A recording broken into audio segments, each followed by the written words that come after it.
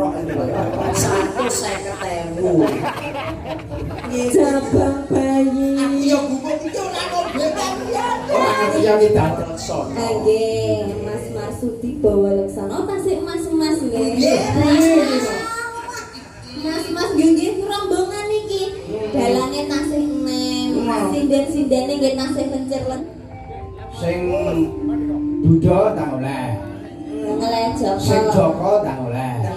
Sampeyan tesih prawan. Kula nggih. Nah, umpama sampeyan pikantuk yang randu mriki ya boleh to? Boleh. Boleh 1, boleh 2, boleh 3. Apa iki piye to? Mosok arep kaya lawan brodoli. Ora lho, Mas. Ya wong bojomu siji tok nek seneng karo dulur randu ya ndang dipilih sitok boleh nang Loh, seleksi. Zaman sekarang itu harus diseleksi. Para pria-pria itu di luar sana banyak yang tidak baik, boten sedaya nggih. Tapi kula yakin rombongan iki sedaya baik. Sedaya pun jujur. Setia. Bahkan setiki insyaallah iki ditata wong tuwa ya kepenak. Ya. Iki sopan santun gandes luwes ngerti marang wong nom ngerti marang wong tuwa. Terus Mbak Sela. Kang Gareng. Sak krusek Kang Gareng. Oke siap. Iki coba presiden saking Tulung Agung. Oh, apa kiprahe Kang Gareng. Iki sepote jaipongan Kang Gareng. Oke siap.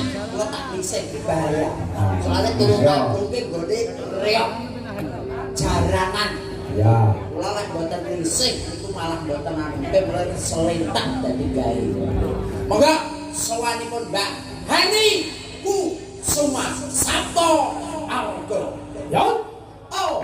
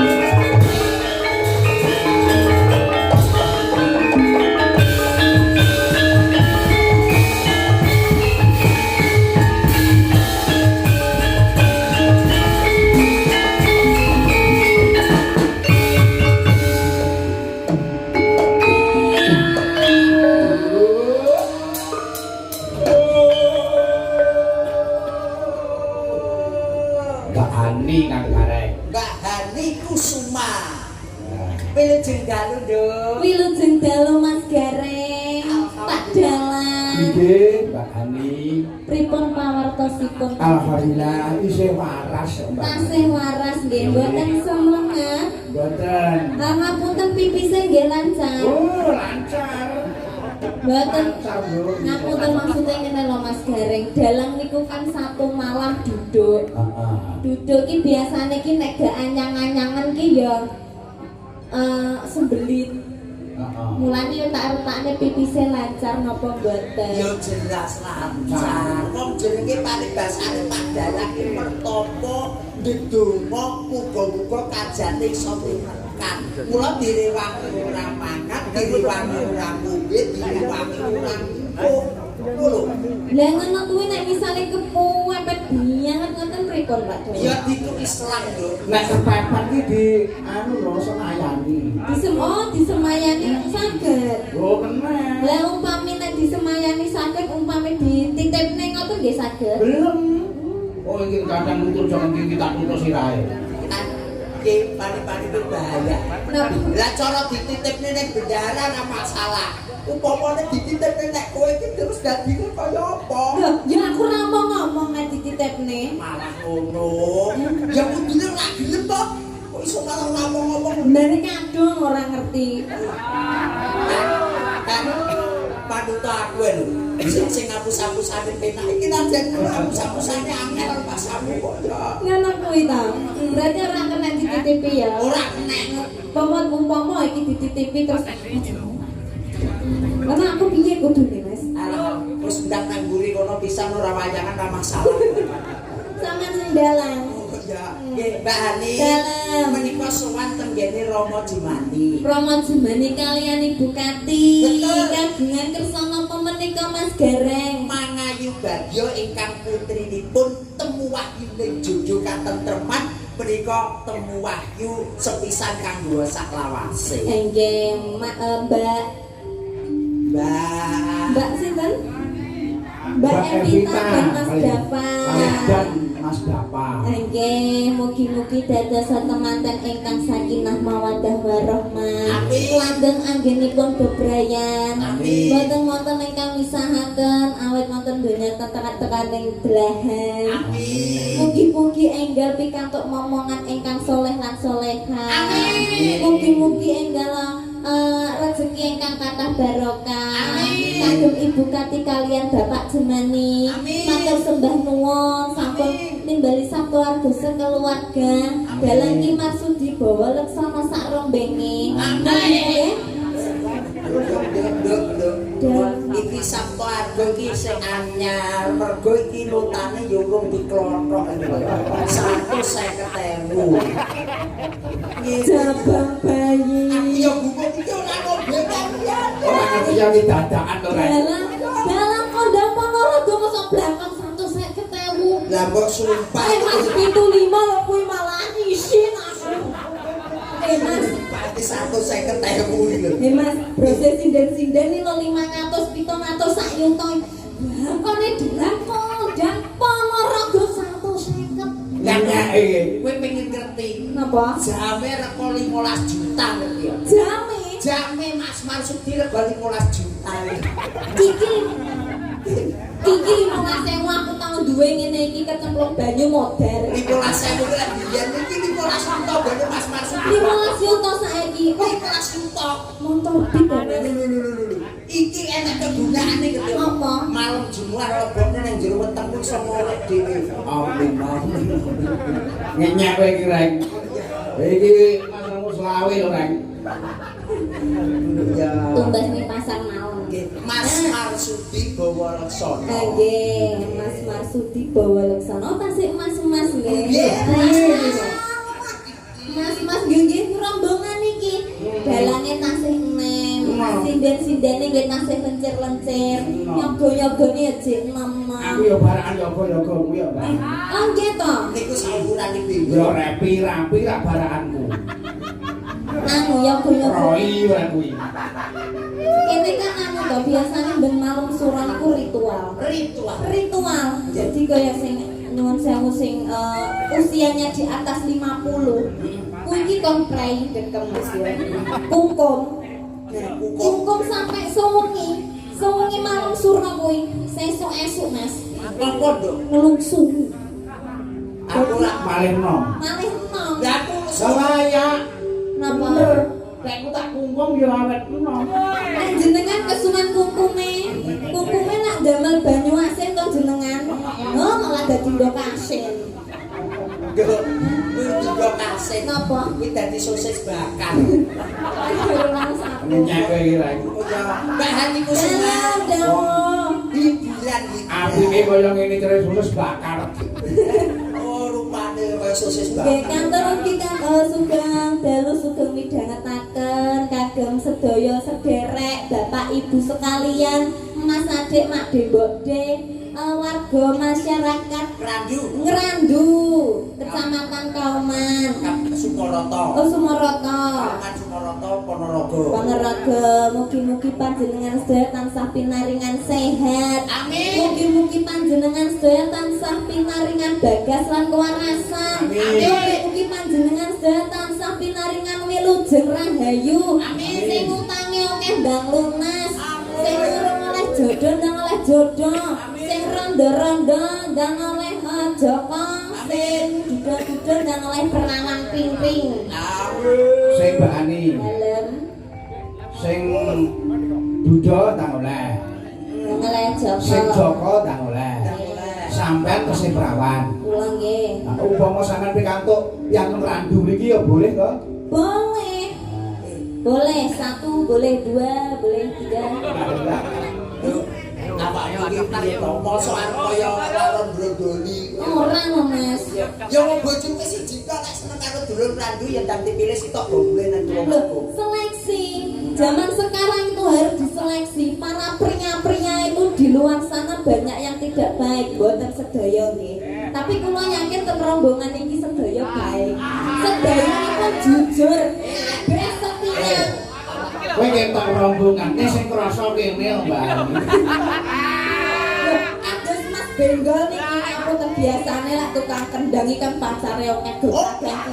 Gamane sinden ngene iki mulai mengko Mas Benggol ya langsung apa tenggriane pamit wangsul. Ora kok dadak mumpar matur. Real to.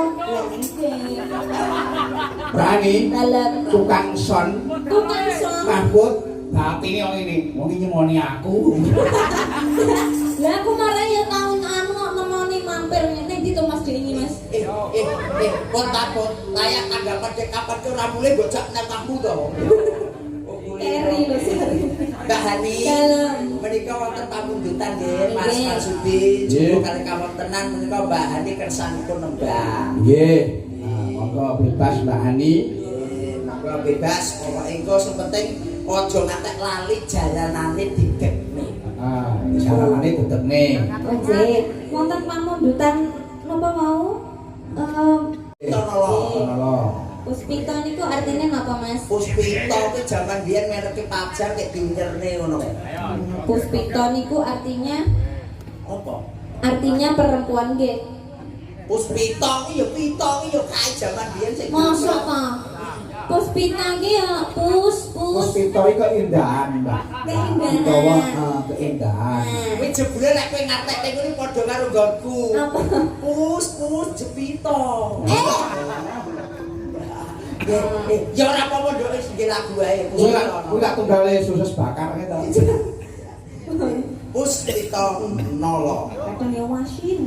Sosis bakar iki lho nek kok kan bumbu. Kadang yo panas, ora mesti Kadang ya pedes. brindil-brindil. Kadang ya sok ireng gosong ngono. Kaya kegeden-geden nek bakar. Kadang kala ya malah gede mekar ngono. Ya sosok ya mungkret barang ya. Monggo Puspito nolo mungkret. Bocah kene kaya wis genah ta. Lho genakan niku namung teori to, Pak. Oh, teori. Teori mawon prakteknya nggih. Ayo. Monggo Puspito nolo Mas Benggol. Yuk. Ya, Puspito nolo. Ya, Puspito nolo rokok lintune Mbak Ani gimana, Mas? Oke? Oke, Jos? Puspito nolo, oke? Ya. Oke, tenang ya. Iki pokoke kabeh iki iso lho kan. Biasane musik ya ada, tapi malam hari ini khusus klasik. Oh, ngaten. Ah, iya. Oh, lah niki musisine film kok, Mas. Kowe ora turu ki, Dok.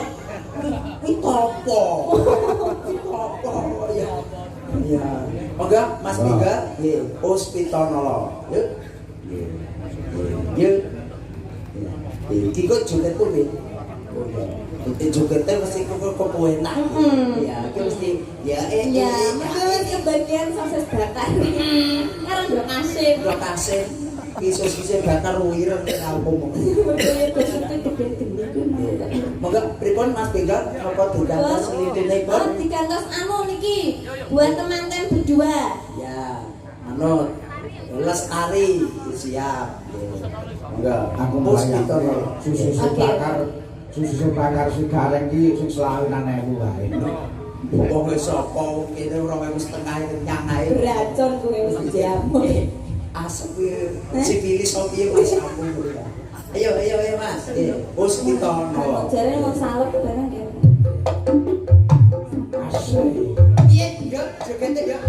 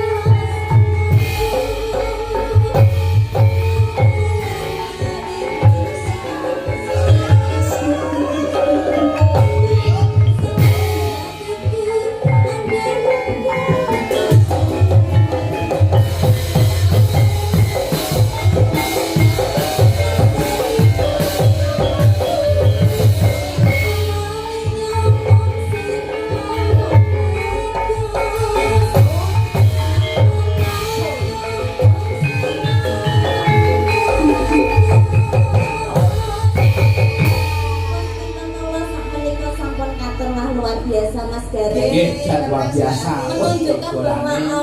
napa yaga-yagane niki kompak, pinter, cacek, sakset. Niki berarti pikirannya tasih bersih sedaya. Wong tak cerdas kabeh. Cerdas kabeh. Cerdas kabeh. Anu, di sini tuh ndak ada yang namanya pintar, pikiran kotor itu ndak ada. Enek sing rada suwe kuwi mau mergo kokean ngeslok. Lah, kalau kuwi sampun nggih Pak Dalang nggih Mas Gareng. Nggih, sembah nuwun Mbak Ani, langgar rumiyin menika. Jadi, ampun karumiyin Mbak Andi wonten Oh nggih, panjenengan. apa sak menika? Menika sakderipun wonten serat cobi kula waca rumiyin nggih Mbak Ani. Nggih, siap monggo. Sugeng dalu Pak Dalang sugeng makarya. Semoga lancar sedanipun saking Kang Suyat. Nggih. Matur nuwun panuwun. Nggih, doanipun mugi sukses selalu. Mugi nggih. Wonten malih menika saking Mas Kawit. Assalamualaikum. Waalaikumsalam. Kange nyujud dalu saking dulur dhewe badhe nyuwun gendhing setunggal bajeng loncat kaping kalih ninggal katresnan. Gendhing punika kula kintenaken dumateng Mbak Yu Sisum. Yu Sisum. Ugi Pak Puh Gimin lan Mbah Gito lan ugi kula kintenaken dumateng warga sedaya ingkang wonten dalem. Matur sembah nuwun kagem madange mugi-mugi tansah pirangan sehat lancar rezeki.